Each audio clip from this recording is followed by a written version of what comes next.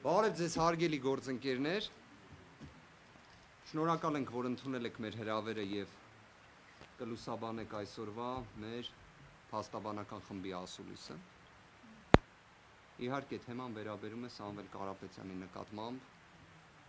անկեղծորեն եմ ասում, աննախադեպ, խայտառակ, մեղմ ասած ապօրինի, մեղմ ասած շինծու հետապնդմանը։ Ապօրինի կալանքը տևում է արդեն 177 օր։ Ընդհանրապես իրավաբանները, փաստաբանները կարողանում են իրավիճակի վերաբերյալ պատշաճ բացատրություն ներկայացնել։ Փորձում են խնդիրներին լուծումներ գտնել, իրականացնել շահերի պաշտպանություն, բայց դա չի կարող լինել միակողմանի երևույթ։ Դրա համար պետք է լինեն անհրաժեշտ պայմաններ։ Սամվել Կարապետյանի գործով Հայաստանի Հանրապետությունում անհրաժեշտ պայմանները առկա չեն։ Սամվել Կարապետյանի գործով իրավունք, օրենք ընդհանրապես չի գործում։ Սամվել Կարապետյանի գործով հստակ առկա է վճռական իրավունքի եւ օրենքի ոչնչացման վարքագիծ։ Ես սա մեծ ցավով եմ ասում։ Ընդհանրապես իրավաբանները եւ փաստաբանները մշտապես հենվում են իրավունքի եւ օրենքի վրա, բայց այստեղ այդ հենարանները չկան։ Այս գործով այդ երևույթները բացակայում են։ Ինչն է առկա, շատ հստակ։ Առկա է քաղաքական հետապնդում, առկա է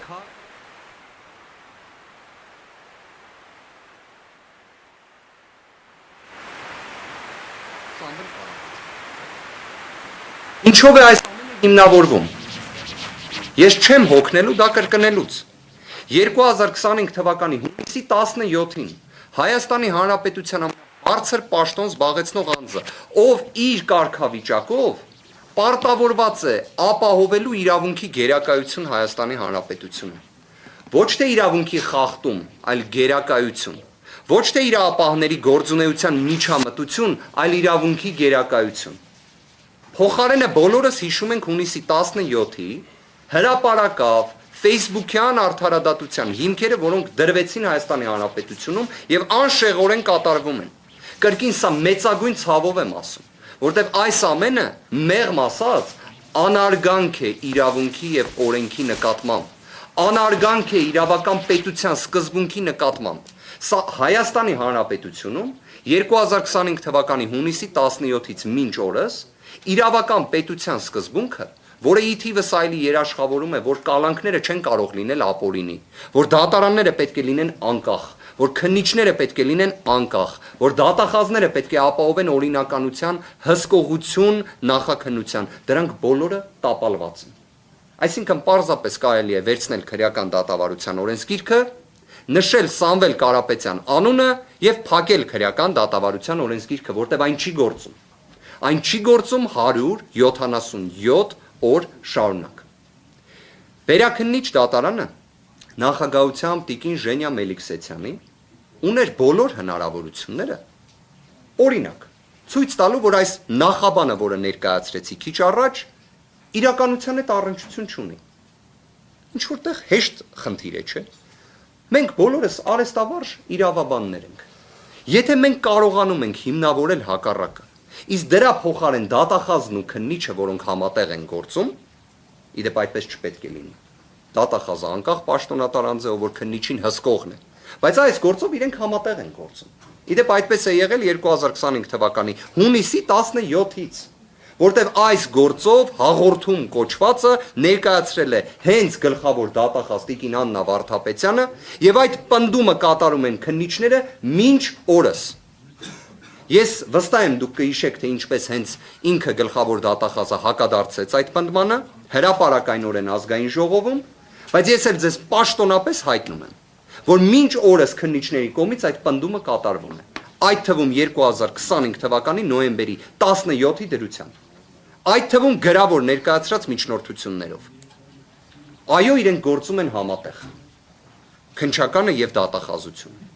Գործելով համատեղ չեն կարողանում մեկ փաստարկ ներկայացնել, թե ինչի համար Սամվել Կարապետյանը պետք է լինի կալանավորված։ Բայց Սամվել Կարապետյանը կալանավորված է։ Որովհետև Հայաստանի Հանրապետության դատավորները կոնկրետ անուն ազգանունով դատավորները, որոնք պետք է հանդես գան պատվարժան դատարանի դիրքերից, չեն իրականացնում արդարադատություն։ Չեն իրականացնում արդարադատություն, քանի որ քաղաքական հետապնդում է, քանի որ ճնշման մթնոլորտ է, քանի որ չեն կարողանում լինել անկախ, բազմաթիվ պատճառաբանություններ կարող ենք բերել, բայց դրանք ինչ կապ ունեն իրավունքի եւ օրենքի հետ։ Կապ չունեն։ Կապ չունեն։ Դատավորները ամենանույնիսկ ծանրագույն դիրքում հայտնվելով իդեպ միջազգային փորձը նման բազմաթիվ դեպքեր գիտի եւ ունի։ Դատավորները պետք է լինեն անկախ։ Ամենանույնիսկ ծանրագույն ճնշման պայմաններում պետք է լինեն անկախ։ Սամվել Կարապետյանի գործով նման անկախություն ենթադրող, պահանջող դատավոր չի կարողանում լինել։ Բայց արդյոք սա պատճառաբանում է։ Արդյոք սա արդարացում է, երբեք ոչ, եւ չի կարող լինել։ Եվ այստեղ մի հետաքրքիր հանգամանք կա։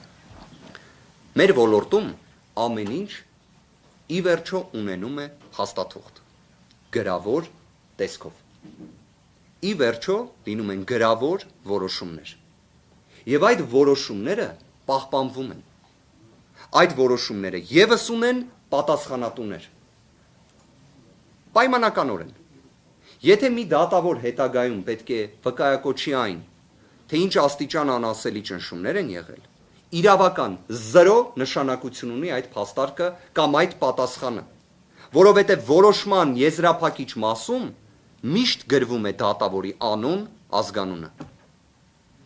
Եվ այդ փաստաթղթերը պահպանվում են։ Իսկ ընդհանրապես իրավունքի տեսությունից սկսած, երբ դեռ նույնիսկ չկային կոդիֆիկացված փաստաթղթեր, պատասխանատվության անխուսափելիության սկզբունքը կա, լինելու է եւ գործելու է։ Սա ակնհայտ է։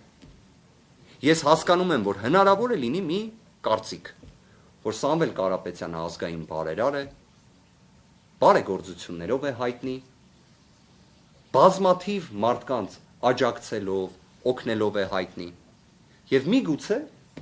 կարող է լինել այն կարծիքը, որ նման մարդու դեպքում ապօրինությունները ի վերջո ներման են արժանանալու։ Չկա նման բան, չի կարող լինել նման բան։ Ես մի բան կարող եմ հստակ արձանագրել։ Այս ամենը 177 օր տևող ապօրինի նման խայտառակ կալանքը հակասում է ոչ միայն գրված նորմերին,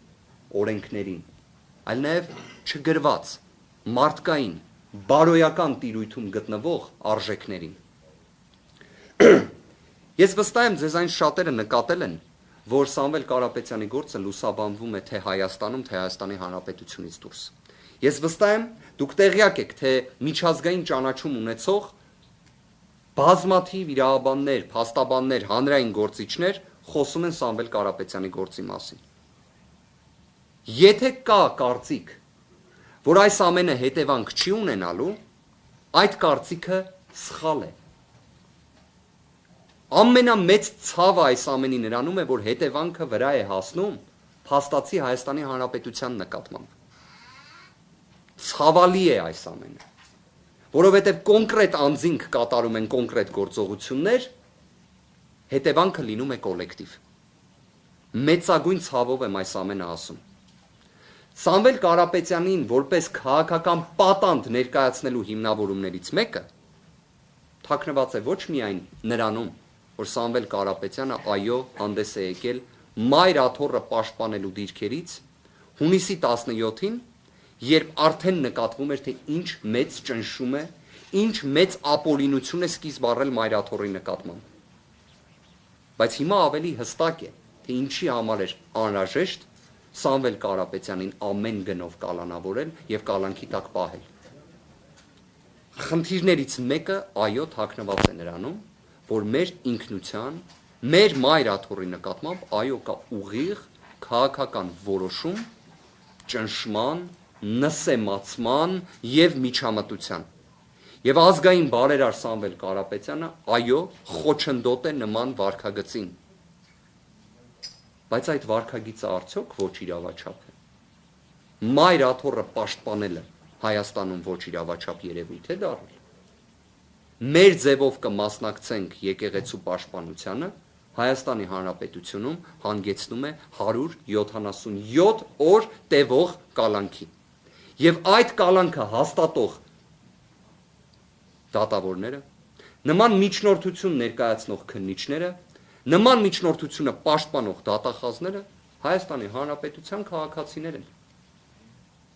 Սամվել Կարապետյանը հետախուզվում է Ադրբեջանի իշխանությունների իրավասու մարմինների կողմից։ Սամվել Կարապետյանը 177 օրից ավելի է, ինչ բանտում է Հայաստանի Հանրապետության։ Երկրորդ խումբը խնդրի, որը կրկին բերում է քաղաքական պատանդի կարգավիճակին, դա վերաբերում է հեծին։ Ակնհայտ էր, չէ, որ այս ամենը զուգահեռաբար սկսվեց։ Ակնհայտ է նաև, որ 2025 թվականի նոյեմբերի 17-ին տեղի ունեցավ մի վարչական այսպես կոչված վարույթ, անտեսելով այն փաստը, որ Սահմանադրական դատարանում ընթացող քննություն է առկա կիրառման ենթակա նորմերի վերաբերյալ, եւ որոշվեց հեծին զրկել լիցենզիայից։ Եվ ըստ այն կարգավորումների, որոնք հիմա էլ Սահմանադրական դատարանում քննության առարկա են, պետք է տեղի ունենան բանակցություններ հնարավոր փոխհատուցման վերաբերյալ։ Հենց դրա համար Սամվել Կարապետյանը քաղաքական պատանդ է։ Դուք պատկերացնում եք մարդու հետ բանակցել, երբ վերջինս ապօրինի կալանավորված է։ Օրվա իշխանությունները գիտակցում են, որ ցանկացած մի բանակցություն իրենց հետ Սամվել Կարապետյանի կողմից դա լինելու էր իրենց հաղթանակը։ Սամվել Կարապետյանի դիրքորոշումը առավել քան հստակ է։ Սամվել Կարապետյանի հստակ դիրքորոշումը արտահայտվել է 2025 թվականի հուլիսի 4-ի իր ուղերձում, որտեղ հստակ քաղաքական գնահատականները տրվել են, որ այն իշխանությունը, որը շեղվել է Հայաստանի Հանրապետության պատմական արժեքներից, այն իշխանությունը, որը ոտնձգություն է իրականացնում մայր աթոռի նկատմամբ, եւ բոլոր այն մնացյալ մեղմ ասած մեղքերը, որոնք ունեն օրվա իշխանությունները, բավարար են ասելու համար, որ իրենք պետք է հեռանան եւ դա ակնհայտ է։ Եվ այդ ամենը Սամվել Կարապետյանը հստակ արձանագրել է։ Եվ այս ամենի պայմաններում ունենք քաղաքական հետապնդում, վրեժխնդրություն, տոտալ ապօրինություն, որը մինչ օրս շարունակվում է։ Իդեպ հեծի վերաբերյալ մի հետաքրքիր բացահայտում անեմ։ Սահմանադրական դատարանում, որ քննվում է, ազգային ժողովի падգամավորների 1/5-ի կողմից ներկայացված համապատասխան դիմումը, պատիվ ունեմ հանդես գալու որպես իրենց ներկայացուցիչներից մեկը։ Մյուս ներկայացուցիչը Արծվիկ Մինասյանն է։ Այդ վարույթի շրջանակներում ներկայացրել ենք դիմում, որ Սահմանադրական դատարանում գործի քննությունը իրականացվի բանավոր ընթացակարգով։ Օրենքը շատ հստակ է ասում։ Ասում է, եթե արկա է գործի վերաբերյալ հանրային հնչեղություն, եւ եթե բանավոր քննությունը կարող է այն առավել արդյունավետ դարձնել, ապա իրականացվում է գործի քննությունը բանավոր ընթացակարգով։ Սահմանադրական դատարանը մերժել է նշված միջնորդությունը, որովհետեւ Սամվել Կարապետյան անուն ազգանուն եւ Հայաստանի Հանրապետության լինեն սովորական դատարաններ, լինեն մասնագիտացված դատարաններ, թե լինի նույնիսկ բարձր դատարանը, պետք է տեսնենք այսպիսի մի իրավիճակ։ Գործընկերներ, նաեւ ցանկանում եմ անդրադառնալ 3 տեղի ունեցած իրադարձությանը, քանի որ ես նկատեցի, որ նման հարցադրումներ էին առաջացել, նաեւ կարծես մամուլում էր նման հանգամանքներ շրջանառվում Արցախի ներկայացությունում տեղի ունեցած քննչական գործողությունների վերաբերյալ, պաշտոնապես ամենայն պատասխանատվությամբ ամեն բառի պատասխանատվությունը գիտակցելով հայտարարում եմ Սամվել Կարապետյանը նշված գործողությունների հետ, նշված գործողությունների շրջանակներում հարուցված վարույթի հետ ունի 0 առնչություն։ Իսկ քրեական հետապնդումը, Ես կավարտեմ, կանդրադառնամ ձեր հարցին։ Կրկին արձանագրում եմ։ Ունի 0 առնչություն 3 տեղի ունեցած դեպքերի վերաբերյալ։ Նախաքննական գաղտնիքը չլիներ, կհրապարակեինք այսօր նաև փաստաթղթեր։ Բայց եկեք հետևյալ կերպ ձևակերպենք։ Մեր ձեռքի տակ կան իրավասու, մասնավոր մարմնի կողմից տրված փաստաթուղթ, առ այն, որ Սամվել Կարապետյանը դրա հետ ոչ մի առնչություն չունի, մեր ձեռքի տակ կան ցուցմունքներ, որ Սամվել Կարապետյանը դրա հետ որևէ առնչություն չունի, այդ ամենը գիտեն քննչական մարմնում, այդ ամենը գիտեն դատարաններում, քանի որ առնվազն 4 դատական ակտ հաստատել է, որ այդ առնչությունը չկա։ Հետևաբար, պարզապես ցավալին այն է, որ 53 քննիչներից բաղկացած քննչական խումբը մինչ օրս ոչ թե այս խայտառակ ապուրինի, պրիմիտիվ, շինծու, աբսուրդային վարույթը ոչ թե ավարտում է եւ ուղարկի դատարան կամ ուղակի կարճի վեր գտնվի ապօրինություններից եւ կարճի, այլ փոխարենը տարատեսակ անհասկանալի վարույթային գործողություններով է զբաղված։ Ձեզ ամենայն պատասխանատվությամբ հայտնում ենք։ Նոյեմբերի 18-ին հաջորդած ժամանակահատվածում 5-ից ավել միջնորդություն ենք ներկայացրել, որ քննչականը կատարի այն գործողությունները, որը եկել էր եւ դատավոր Դադոյանին խնդրում էր, որ իրեն ժամանակ տան, որ կատարի։ Գիտեք ինչ է պատասխանել քննչական մարմինը։ Դնենք մի կողմ, որ հետին ամսաթվով թուղթ են գրում, ուշացումով ուղարկում են։ Իդեպ որոշ դեպքերում դա համարվում է փաստաթղթի կեղծում, քրեական օրենսգրքով նախատեսված, բայց հո դրա վրա ուշադրություն չենք դարձնելու։ Չէ՞ որ Սամվել Կարապետյանի գործով զբաղվող քննիչները երևի թե ազգային ժողովի падգամավորներից ավելի բարձր անձեռմխելիության աստիճանում են։ Դրան ուշադրություն չդարձնենք։ Գիտեք քննիչը ինչ է պատասխանում։ Քննչական խմբի ղեկավար Սպարտակ Պողոսյանը մեր կողմից ներկայացրած միջնորդությանը, որ կատարեք այն գործողությունները, որոնք դատարանից խնդրել եք։ Ասում է ակնհայտ անհիմն միջնորդությունը ենթակա է մերժման։ Այսինքն մենք իրենց գրում ենք, որ արեք այն, ինչ ասում եք, ասում են ակնհայտ անհիմն միջնորդությունը ենթակա է մերժման։ 53 քննիչներ 177 օր տևող կալանք, տոտալ անգործություն։ Պատկերացրեք, գործընկերներ, օրինակ, գալիս եմ ձեզ, խնդրում եմ, ասում եմ, կտակ ինձ ժամանակ, որ գնամ մի հատ թուղթ բերեմ, ձեզ փոխանցեմ։ Դուք ասում եք շատ լավ։ Հետո տեսնում եք, ես չեմ գնում, ստեղ նստած եմ նույն ձև։ Ասում եք, կներեք, Արամ ջան, կգնաք այդ թուղթը բերեք, որը ուզում էիք մեզանից եւ խնդրեցիք, որ 5 րոպե սպասենք։ Ասեմ, ես ինչ ակնհայտ անհիմն պահանջներ եք ներկայացնում, այն ենթակա է մերժման։ Չեք ասի ինչ ես անում։ Կամ ես ինչ է։ Այն ինչ հիմա ձեր գլխում պատտվում է, այդ ամենը մեր գլխում էլ է պատտվում։ Ուղղակի մեկ տարբերությամբ, այս իմ նկարագրած դեպքում ոչ մեկ կալանավորված չի։ Հիմա պատկերացրեք մի հատ էլ ես ձեզ գամ խնդրեմ, ասեմ, մի հատ սպասեք, թուղթ բերեմ։ Այդ ընթացքում գամ ձեզ կալանավորեմ, հետո դուք ասեք, լավ,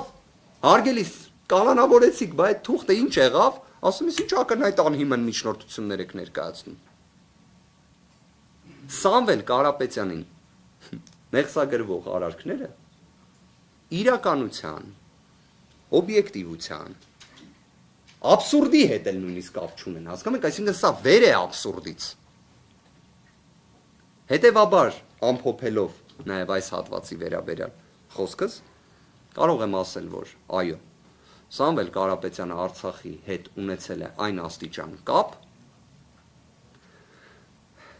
որ Ադրբեջանի իրավասու մարմինների կողմից հետախուզվում է 2021 թվականի հունիսի 18-ից եւ 2025 թվականի հունիսի 18-ից գտնվում է Հայաստանի Հանրապետության բանտում։ Որևէ այլ մի ձևով Արցախի հետ Սամվել Կարապետյանին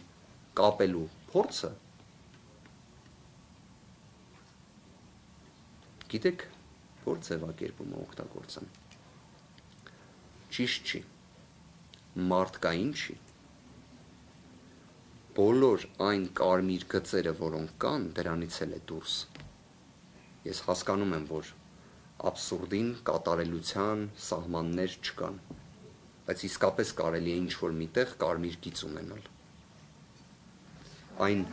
ամենը, որը կատարել է Սամվել Կարապետյանը Արցախի համար, Եվս մեկ անգամ եմ ասում, հանգեցրել է նրան, իդեպ այդ հայտարարությունը կարող եք գտնել, որ Ադրբեջանի իրավասու մարմինները հետախուզում հայտարարեն Սամվել Կարապետյանի նկատմամբ։ Դրանից դուրս որևէ մի գործողությունները մարդկային էլ չեն, չգիտեմ ինչ են։ Այսքանով ես ավարտեմ, գործընկերներս